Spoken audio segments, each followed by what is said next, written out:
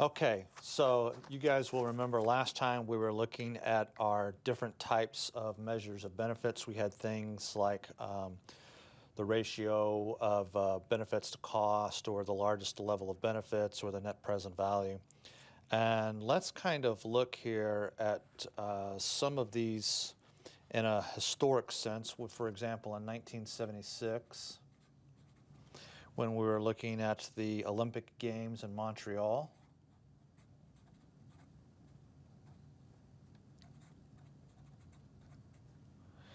Right, they spent about $1.6 billion on these Olympics.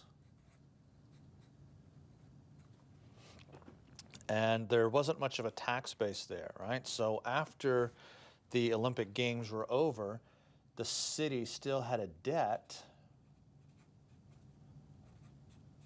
of about $1 billion. Okay? And in essence, these were 30-year bonds, and so they just recently paid these off, right? 1986, 1996, 2006, just a few years ago. So interestingly enough, I mean, you can think of it like this. There was people who were paying taxes to pay off the bonds from the 1976 Olympics who hadn't even been born yet.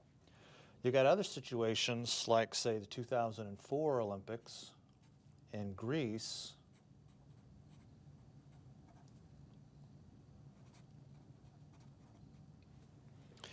where you had about $5 billion in cost.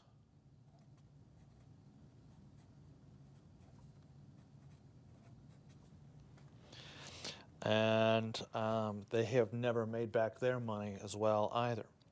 Or you can look at other examples like, say, the 2002 World Cup in Japan.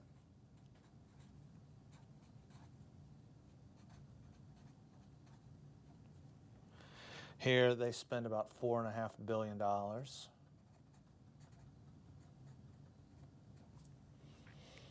And in essence, what they did is that they built 7 stadiums, refurbished 3, and for example, you've got one stadium in the district of Satayama.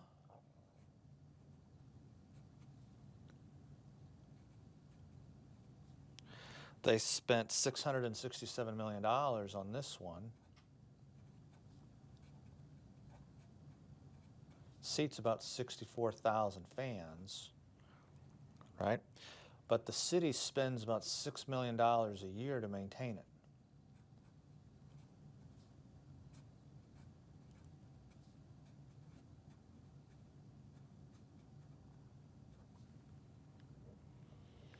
Now, currently, this brings in about 20,000 different fans into each game, right? So most of these subsidies really kind of come in the form of bonds or loans, right? And in essence, we have a couple of different types of bonds here. We have revenue bonds.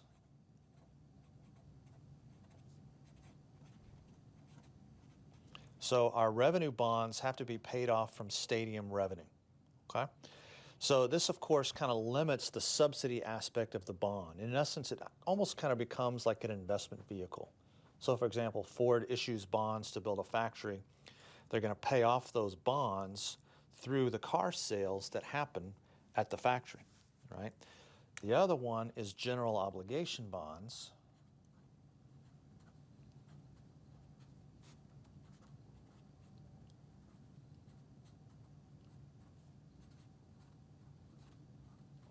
And general obligation bonds are paid off via a variety of different methods. So these could be things like ticket taxes and rent. You could also have taxes on cars, rental cars, hotels, restaurants, sales taxes, etc. Now, interestingly enough, this falls less on the fans. In other words, with our general obligation bonds, the fans are in essence able to shift the cost of the subsidy to non-fans. So you can at least argue at a minimum with, say, revenue bonds that perhaps it is the fans, the people who are actually paying to go see the games, that are in essence kind of helping to finance it. With general obligation bonds, though, that's not true. Also, typically what you're going to see with general obligation bonds is you'll see a slightly lower interest rate because these are backed by the full faith and credit of the entire city. Revenue bonds are backed by, in essence, the income earned from the asset. So for instance, in our instances here, the income earned from the stadiums themselves. Okay? So if these bonds have a particular problem here in terms of the subsidies, why not just give the owners cash? All right? So let's kind of look at that situation here. And we've got an example here of our choices, X and Y, right? And you'll remember from, say, intermediate micro, if you've had intermediate micro, we've got a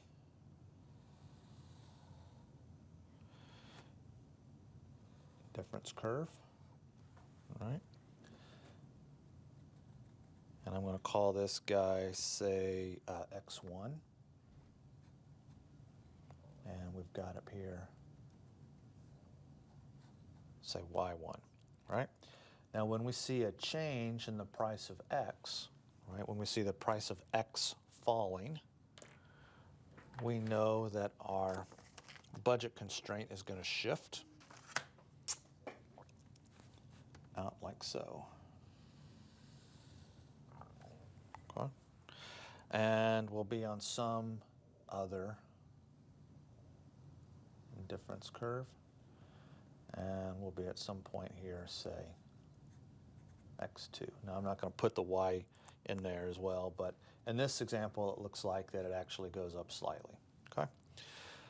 Now, what we have here is, in essence, a subsidy where, in essence, you're lowering the price of X so people can afford to purchase more X. Alternatively, what we could do is give people the same amount of income to get to that.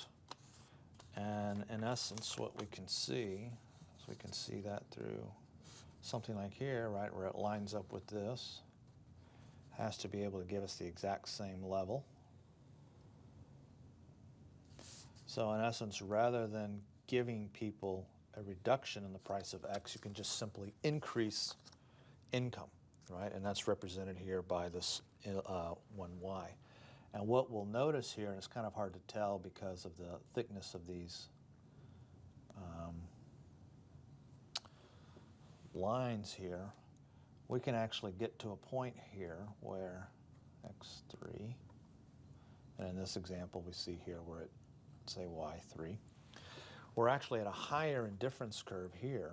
This indifference curve is actually higher than this indifference curve, right? In other words, you should know from your intermediate micro class that when you're looking at these types of grants, the just cash grant that's of an equal amount to the subsidy, right? Or in this instance, you're looking at lower prices, will always give a higher level of utility, right? So typically you look at this from the aspect of like food stamps, where the subsidy reduces the cost of food, and that would in essence be a shifting here of the blue, from the black line to the blue line, right? That increases people's welfare. The alternative of that is just to simply give people cash, which would be represented by the green line. You haven't changed the price of food. And in essence, what you can show is that people will be better off with the cash than they are with the lower prices that you get from food stamps, which also means that you should be able to get to this level of indifference curve, IC2, with a lower level of cash grant. So for example, you could give somebody $100 in food stamps and reduce the price of food, or you could give them, in essence, for example, say $80 in cash, and they would be indifferent between those two choices, right? So you can, in essence, get the exact same level of indifference with a lower amount with the cash subsidy than you can with the food stamp subsidy. Well, if it works for food stamps, it works for stadiums, right? So if the subsidy basically lowers the cost of what it takes to produce sports, why not just give the owner cash? right? So in essence, with the subsidy, we have a couple of different things that we can do here, right? We can, in essence, guide the owner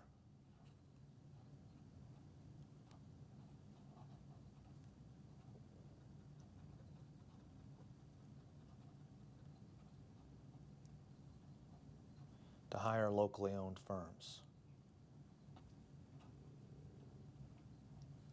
right?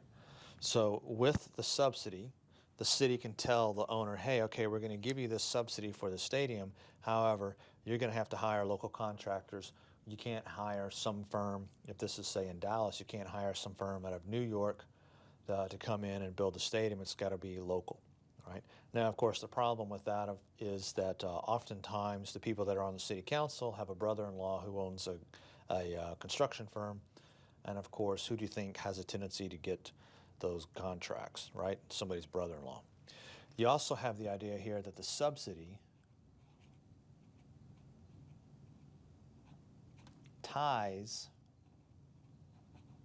the team to the city. Okay. Especially with some sort of lease, right? So it's a whole lot harder for them to leave. You also have a single lump cash payment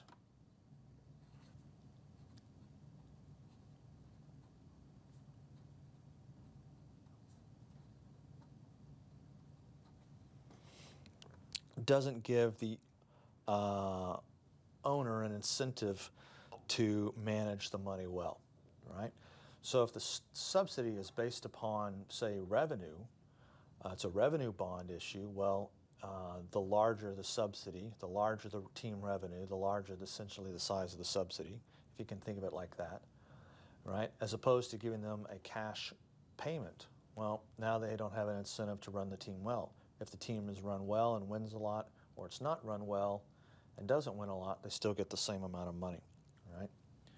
And in essence, if you think about it, if you think about these cash payments, this is not going to be very politically acceptable.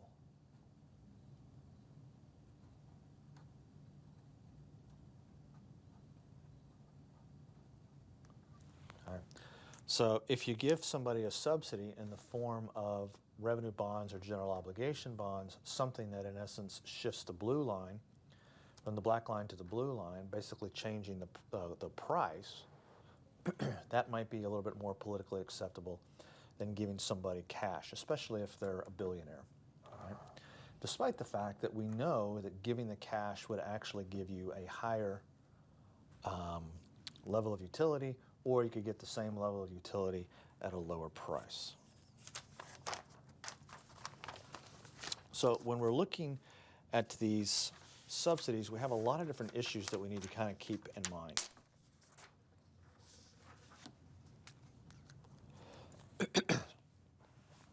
We've got to look at basically the subsidy itself. And we've kind of looked at that in a little bit here just a few minutes ago, right? What does that subsidy look like? A revenue bond, a general obligation bond, is it a cash payment, etc. You also have the problem of foregone property taxes. So oftentimes, cities will say, okay, the subsidy is you don't have to pay any property taxes. If the subsidy is financed via taxes, how will that alter economic behavior? So in other words, if the subsidy is in the form of a sales tax on the local populace, that's going to alter people's economic behavior, right? You need to take account of that. What do you do about inflation and interest rates?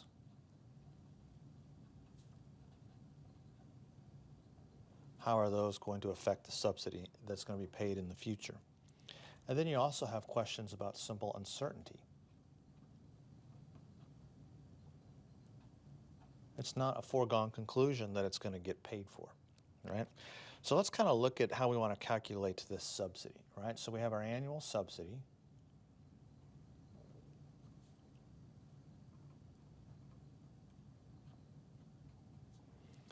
And we're going to have our net operating revenue.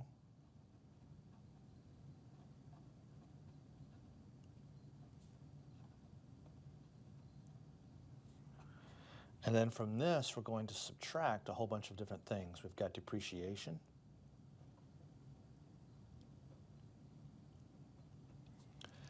Minus the opportunity cost of funds. What else could we have done with the money? Minus foregone taxes.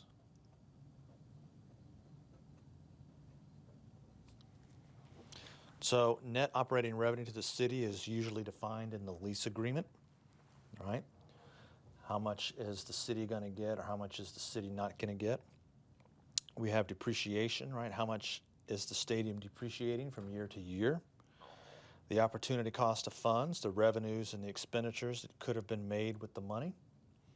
And then, of course, our foregone taxes, taxes that the government essentially misses out on, right? Decreases in property or decreases in sales taxes. So let's assume, for example, that a city wants to spend $100 million on a facility, and it's going to become obsolete in 30 years, and they're facing an interest rate of 3.5%, right? So we have this $100 million, and this is over 30 years, and you're looking at 3.5%. Okay. So if we want to know what the annual payment on this is, there's actually a simple formula for that.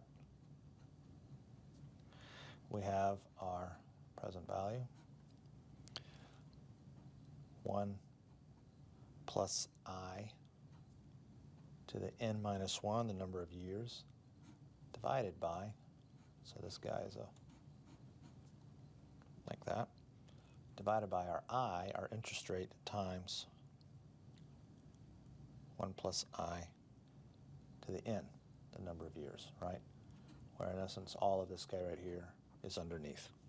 And if we plug in our 3.5% here and our 30 years, we see that we're going to come up with an annual payment here of $5.4 million. Is in essence the size of the subsidy, right? So you have to look at this in a couple of different ways, right? What if the city could have invested the $100 million and gotten a rate of return equal to, say, 10% for its residents? So let's assume they're earning $5 million in operating income. They're going to have to account for profit as $5 million, but the economic loss here is $5 million. So now you have an annual subsidy here of about $10.4 million, right? So the city could take its $100 million. It doesn't have to give it to the stadium. It could do something else with it. They could essentially stick it in the bank. Okay. So we have our city earning $5 million in operating income, but they're losing all of that other money, right? So in essence, we have our subsidy here. They're going to earn $5 million in operating income, right? Here's our $5 million up here that they've actually earned, right? But in essence, remember, you've got the opportunity cost of your funds. They could have been earning $10 million.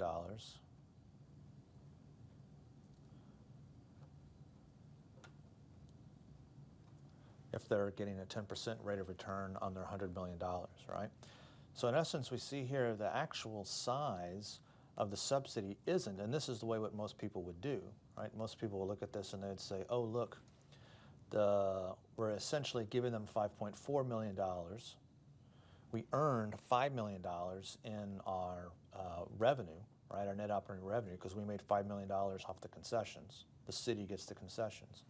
So look, the size of the subsidy is not $5.4 million, it's only $0.4 million. But when we include the opportunity cost of our funds, right, in essence, we see here that the subsidy is actually $10.4 million.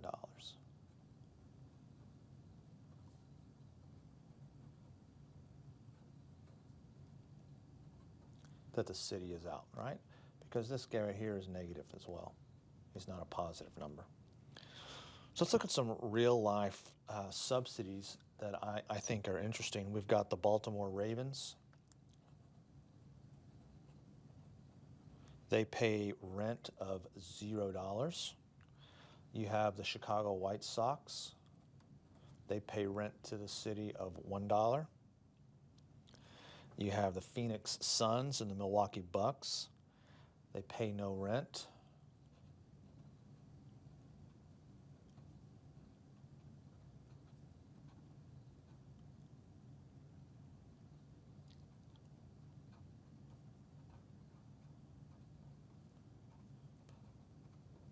Here their rent is equal to 0. But they do share revenue from parking, concessions, and signage. You have the San Antonio Spurs. They pay rent to the city of $5,000 per home game. This is approximately 1% of revenue, pretty good deal. You have the San Jose Sharks.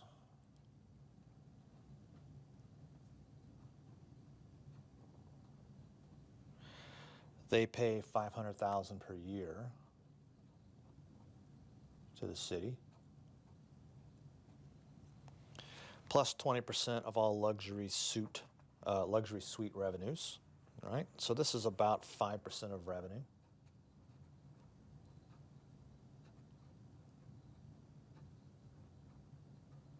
Still not a very bad deal. You have the Cleveland Indians. They have a really interesting one, right? The subsidy is $1.25, or the price to the city is $1.25 per ticket sold. If you're over 2.5 million fans. For all of the fans from 2.5 to 1.85, it's only $1 per ticket. So here you have 2.5 to 1.85 million fans. And if you're less than 1.85 million fans, if the Cleveland Indians have 1,849,999 fans come in, the price that they pay per ticket to the city to rent the stadium is 0, right? They essentially have no rent. The San Diego Chargers, I think, are the best example.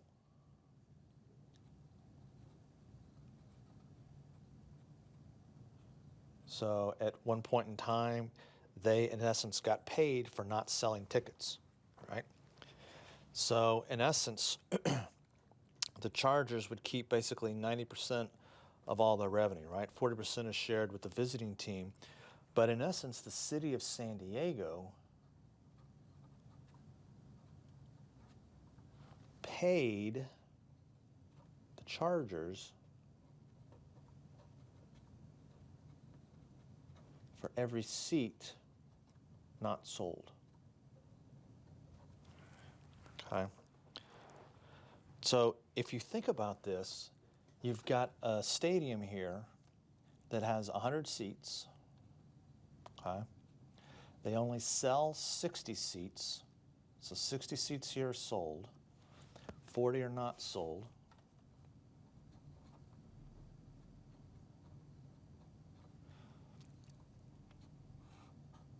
They're going to have to share this revenue with the visiting team.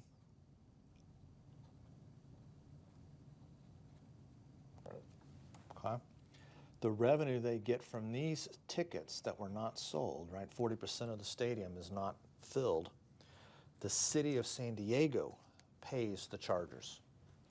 That revenue, of course, doesn't have to get shared with the visiting team. They, in essence, get to keep that. So basically, there was some years, remember we looked at this in terms of the NFL, they were on a typical 60-40 split. The home team kept 60% of the revenue, the visiting team got 40% of the revenue. The San Diego Chargers would, in essence, because of this, because they're able to get, in essence, full dollar value for all seats not sold, they were, in essence, able to capture, on average, about 90% of all of their revenues, right? So a really, really, really good deal. So what does the city get for this annual subsidy, right? Let's look at these economic benefits. And one of the things that we want to do when we're looking at this is we want to use basically kind of economic impact analysis.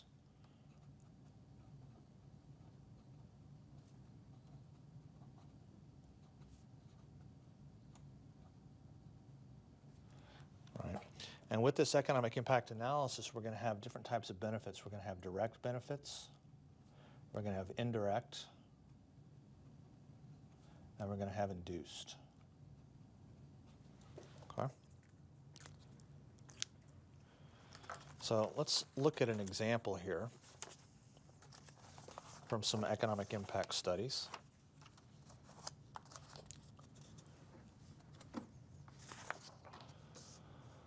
So here we see something for the San Francisco 49ers, right?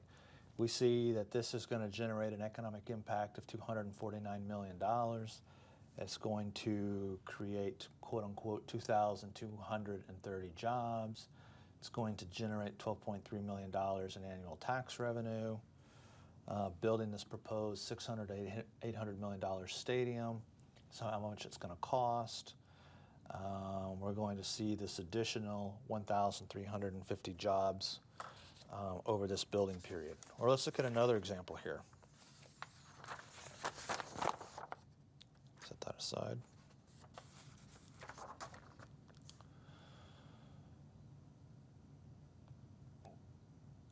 Here we see a situation where you're looking at an inflated economic impact, right? So this person right here came up with benefits of $16.1 million. And in essence, you can see here what the commission said is the commission said, hey, this isn't an acceptable number. They knew, quote unquote, that a local rodeo that had a smaller event produced this economic impact of $30 million, right? So they did, in essence, a second study using an inferior methodology and now comes up with an estimate of $32.1 million, right? So in essence, you can see here that these economic impact studies can be subject to various errors. Here's another example that we see here from one in Oregon. Right? We've got 1,500 full-time jobs that are going to be quote-unquote created. We have 1,300 to 1,600 construction jobs. 2,000 permanent jobs are projected. You have approximately, they're saying, 227,000 new overnight visits to Oregon, etc. Right? But it's not just stadiums that have to be done. You can do that through other types of things. So you can do it through things like colleges, right? So here's the economic impact. And in essence, what you're looking at here is you're looking at the expenditures of employees and students, and down here, campus visitors, and we see, for example, here, this is for Missouri Western. It's got an economic impact of $140 million. And if you look at these types of things, here's a great example. Right? Here are the college expenditures. Right? They're spending $9 million for various things, hiring janitors, paying the electric bill, hiring employees, right? You have visitor expenditures here of $4.1 million. You have student expenditures of $15 million, right? Students are spending $15 million on cigarettes and food at Taco Bell and everything else like that. Employees are also spending money. So you have this direct impact here of $46 million. Then we get our indirect and induced to get this total tangible effect here of $140 million.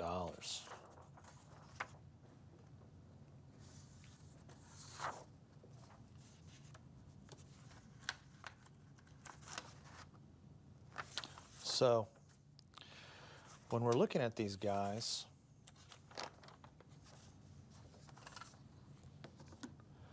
we have our direct effect. These are the dollars that are actually spent.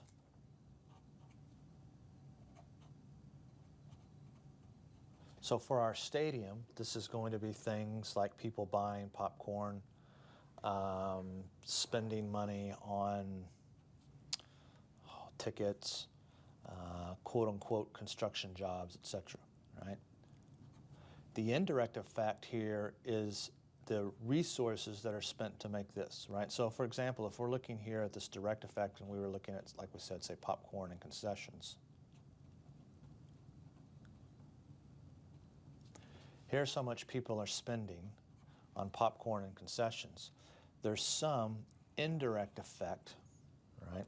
So suppliers now have to go out and do different things in order to fulfill these needs. So in essence, farmers now have to go out and grow more corn, or soda companies have to go out and make more soda. Hot dog companies have to go out and slaughter more pigs and cows and raccoons and dogs and cats to make hot dogs, right? Because we all know that hot dogs are a combination of a whole bunch of different types of animals that are all left over. So you have all of these people that are raising these animals. They now have more work for them, in essence, to create more hot dogs. The induced effect comes from the fact that, okay, well, now the rancher that was raising the cow, right, slash pig, to make the hot dog for here concessions, now this rancher here has more income.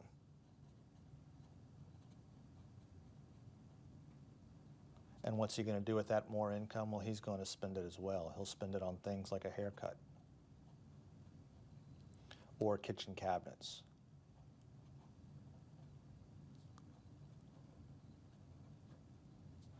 So in essence, the induced effect is all of the additional economic activity that comes from the fact that now people in concessions have income. The rancher has income, right? Because we have to hire somebody to work the concession. We have to have the rancher produce more cows and pigs.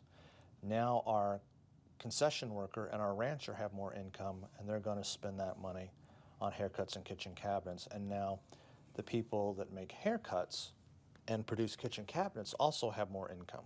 So we have this direct effect, this indirect effect, and this induced effect. Okay? So let's kind of look at what we're looking at here in terms of these guys. So our direct effects, our direct benefits,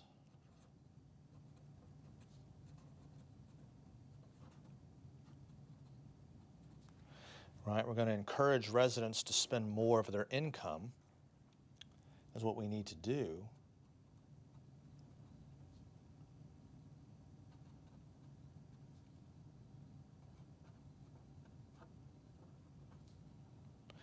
And also you want to stimulate net exports from the city, right? In other words, you want to have new spending coming in. So in essence, you want to see an increase here in internal spending, spending by residents, and you want to see an increase in external spending, people from outside the city or the region coming in to spend their dollars. The problem is that you have to look at how the sports increased imports as well, right? So, for example, most of the payroll and jobs, for example, for the Boston Celtics are for the players, right? But even if all of the Boston revenue is from out-of-towners, the money goes to players who are in essence also out-of-towners. So here, for example, here's Boston. You have these dollars that are spent by fans, but most of that money, of course, is going to go to the players. And if the players don't live in Boston, if the players live in, say, I'm going to make up a city here, they live in Chicago, then all of the fan dollars here that were spent in Boston, even if they're external dollars, they're from people outside the city of Boston, they're from Washington, D.C. They drive up, they go to the games and watch the Boston Celtics play. The players get the revenue from that, and the players live in Chicago. So in essence, people in the city of D.C. are in essence giving their money to be spent in the city of Chicago. Okay. You also have other situations in that, in essence, you can think of the team here as being a conduit for moving money from one group of out-of-towners to another group of out-of-towners. You can also have some substitution on the supply side as well, right? So if Boston's basically at full employment, then expanding the sports sector actually occurs at the expense of other sectors, right? So for example here, in essence, you have fan dollars being spent here, but if we're at full employment, in essence, all that they did was decrease the spending on bowling and golf. So in essence, you haven't really changed the total amount of money that's being spent. You just changed who was spending it. Okay? And interestingly enough, of course, too, for the most part, sports are actually a really, really, really small part of a city. So for example, Chicago has 5 major sports teams.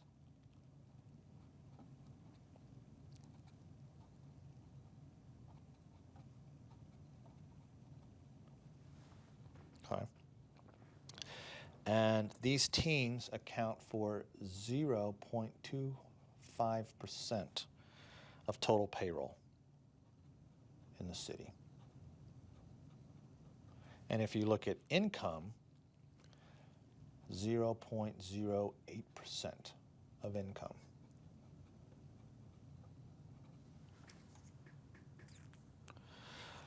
So what you see here, I mean, 0.25% and of payroll, 0.08% of income, I mean, these are in essence rounding errors. Okay. Or another way to look at this is that the sales of Fruit of the Loom underwear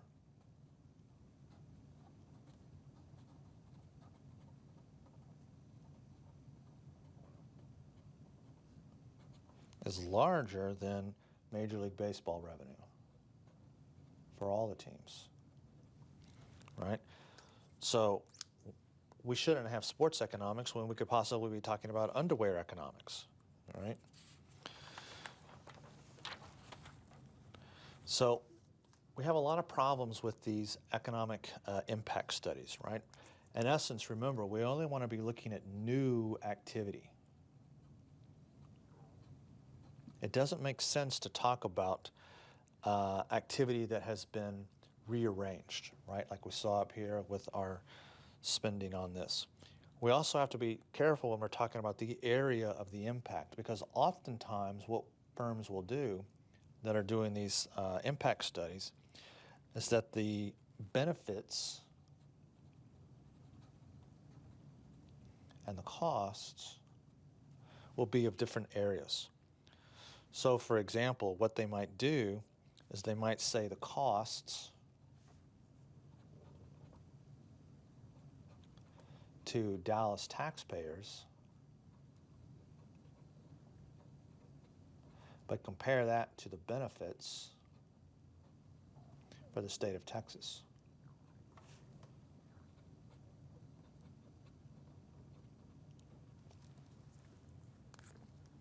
You have to compare cost and benefits within the same geographic region. If you want to look at the cost to the Dallas taxpayers, that's fine, but that has to be compared to the benefits to Dallas taxpayers. If you want to look at the benefits to the state of Texas, that's fine, but you have to look at that in terms of the costs to the state of Texas. Okay?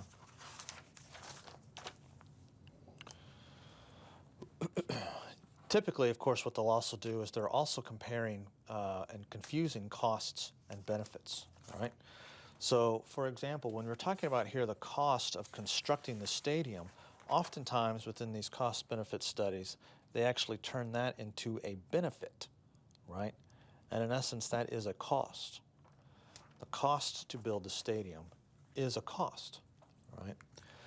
So you have some other issues here as well, too, is that when you're looking at these multipliers that you're going to get from these direct effects and these induced effects, right? So here we saw, for example, the dollar that was spent on concessions, and then you have your indirect effect. Well, maybe this comes up to, say, $1.21 in terms of additional income for ranchers, so that you have a total impact here of, say, $2.21, right? This is, in essence, your, strike that. You have an induced effect here of, say, 50 cents. So now we have our direct effect right? We have our indirect effect of 21 cents.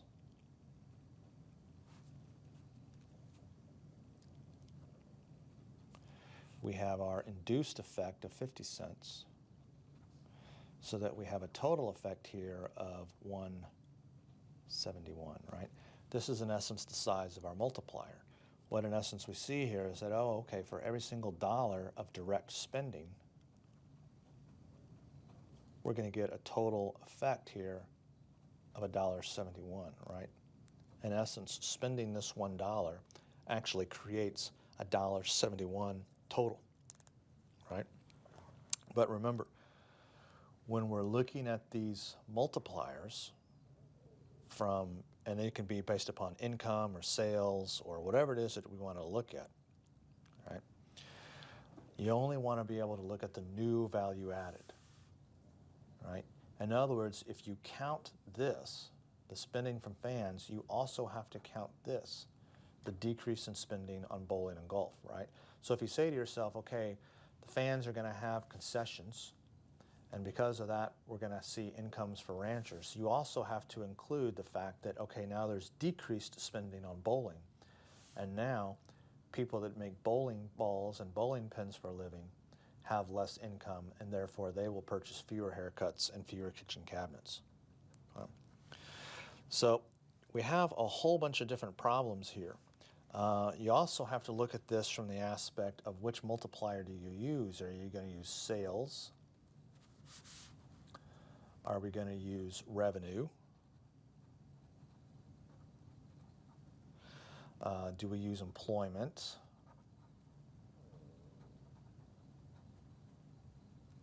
Etc. All right?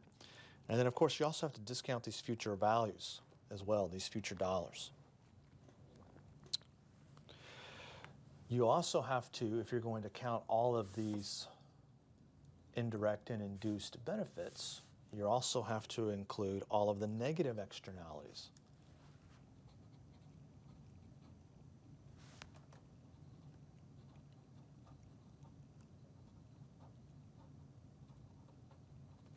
So what would this be? This could be things like congestion,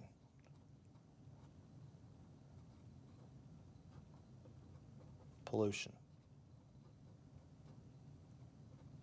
maybe crime, etc. I mean, whatever it is that the negative externalities are.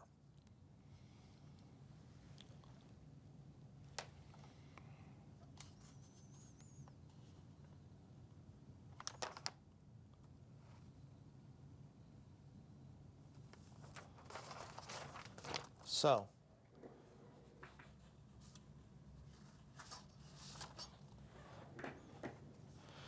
when we're looking at who benefits from these subsidies, we know that most of this, of course, is going to be going to the owner, right?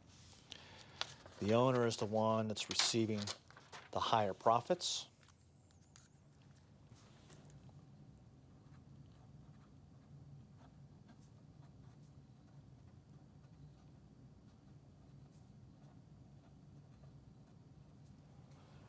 Right?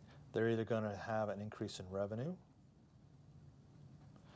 from gate revenue or PSL revenue or luxury box revenue, parking concessions, etc., right?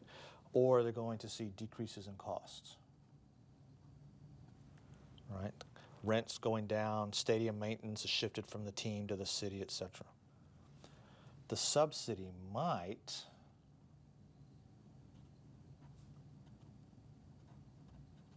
increase quality. Right? So remember, team quality is related to, in essence, profits, right? But only if the fans are willing to pay for higher quality, right? So what we can see here is that if we see, because of this, we see an increase in profit. If fans are willing to pay more, this might show up in the form of increased winning, but not necessarily. If the subsidy comes to the owner, but he doesn't think that fans are willing to pay for more quality, then in essence he will pocket the subsidy. If he does think that fans might support a higher level of quality, then the subsidy could be used to buy talent, right?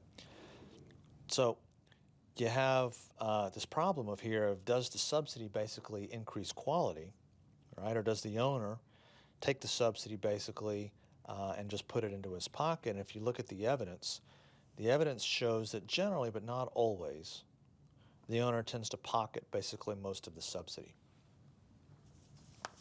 And like we said, I mean, these subsidies can be quite large in terms of their value, right? So let's look at some examples from the book here.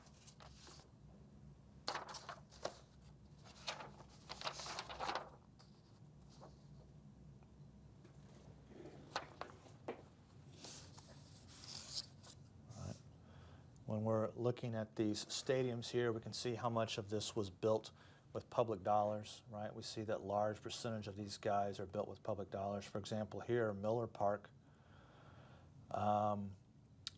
the added expenditures here, you have the percent that's public is 122%, right? Not only did they give all of, in essence, not only did they give all of the money in terms of public expenditures to build the park, but in essence, the added expenditures, and these can be from improvements to roads, et cetera, all of the other type of stuff, actually makes the public expenditures even more than what it actually costs to build the stadium. And interestingly enough, I mean, what we see here is we don't actually see, as a general rule, changes within attendance, right, when we have these types of subsidies. So for example, here we see that in Baltimore, the year of their stadium was built was 1992. The attendance within their last year in the old stadium was 2.5 million. And the first year in the new stadium was 3.5 million. So people might say, oh, look, attendance went up by 1 million. But if you look at attendance several years later, it's down to only 100,000 more than it was in 1992, right? Or the same thing here for Cleveland. Cleveland in 1994, last year of the stadium was basically 2.1 million. First year in the new stadium was 1.9 million. And of course, there was a strike during that year. But even then, a little bit later, attendance has actually fallen. And you can see that for a whole bunch of these different ones. Here's Colorado 95. 3.28 in the last year of the old stadium. Now attendance 1.9 million, right? So we see that the subsidies building the stadiums doesn't actually always have a tendency to increase team quality, right? If we had these increases in team quality, we would see more and more people attending the games. So we have a whole lot of evidence that for the most part, these things have a tendency to not work out very well for the cities. Okay? But you do have possibly some development value. And if you look at development value here, maybe it's a sense that, hey, the stadium kind of gives an anchor here to the local area, and it basically increases people's willingness to go downtown. You have, in essence, all of these external benefits that are kind of hard to get, and buyer's surplus that we've kind of already talked about too a little bit. But if you look at this idea in terms of development value, you have this idea of, okay, we're going to build the park, and then all of the area around this is now going to be more developed.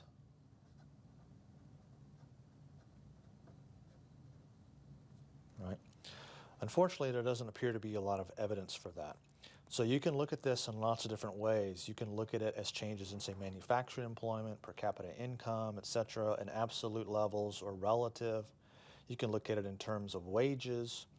And in essence, what we see oftentimes is that we see, for example, wages in cities that have a sports team actually have lower wages.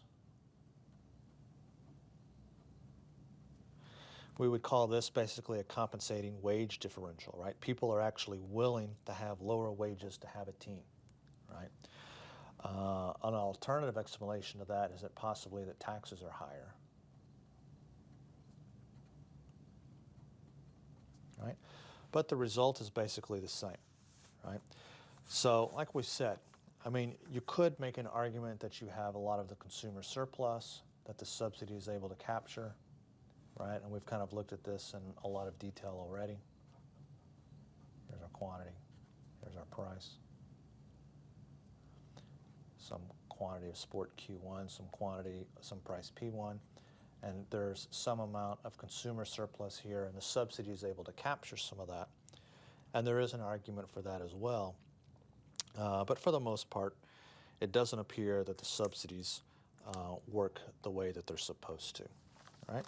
So what we'll look at in the next video is basically this idea of the rational actor explanation, right? Why is it that we have people voting for these things if in essence they're not in their best interest, okay?